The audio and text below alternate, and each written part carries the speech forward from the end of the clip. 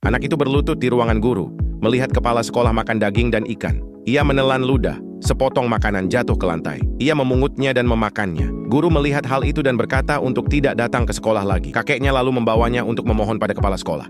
Melihat pakaian kakeknya yang usang, kepala sekolah bersikap tidak hormat. Suatu hari ibunya tiba-tiba pulang.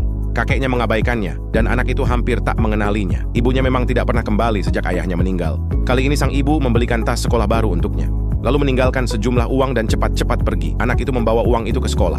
Dalam perjalanan, ia melihat seorang anak cacat berjalan perlahan. Ia berhenti dan menggendong anak itu sampai ke sekolah. Karena itu, ia terlambat. Guru menghukumnya dengan menyuruhnya membersihkan toilet. Saat ia mengambil air, ia tidak menyadari kepala sekolah masuk. Ia tanpa sengaja menyiram kepala sekolah dengan sumber air.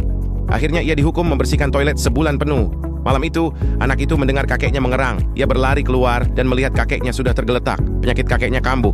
Anak itu segera mengenakan topi hujan dan mencari teman-temannya. Mereka membawa kakeknya ke rumah sakit untuk mendapat perawatan.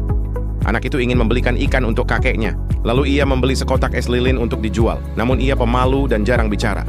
Ia tidak bisa menjual satupun. Jadi ia berlutut dan berpura-pura menjadi anjing, membiarkan anak-anak lain menaikinya. Setelah itu, barulah orang-orang membeli dagangannya. Keesokan harinya ia terus berjualan. Seorang anak yang menunggangi punggungnya mendorongnya jatuh. Seorang wanita mengusir anak nakal itu. Melihat hidung anak itu berdarah, wanita itu merasa iba dan menegur anak-anak dengan keras. Meski begitu, anak kecil itu tetap ingin menjual es lilin. Ia hanya butuh 2 yuan lagi untuk membeli ikan besar.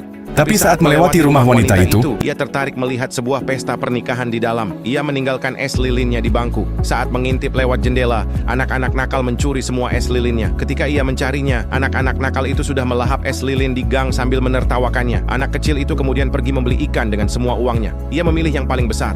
Namun penjual meminta 4 yuan. Uangnya hanya 1,5 yuan. Akhirnya penjual memberinya 2 ikan kecil. Ia membuat sup ikan, lalu segera menemui kakeknya. Kakeknya sangat terharu saat melihatnya. Ia mencicipi sup itu, tersenyum dan mengangguk. Jadi, jika kamu bertemu anak ini, maukah kamu menolongnya? Tulis di komentar.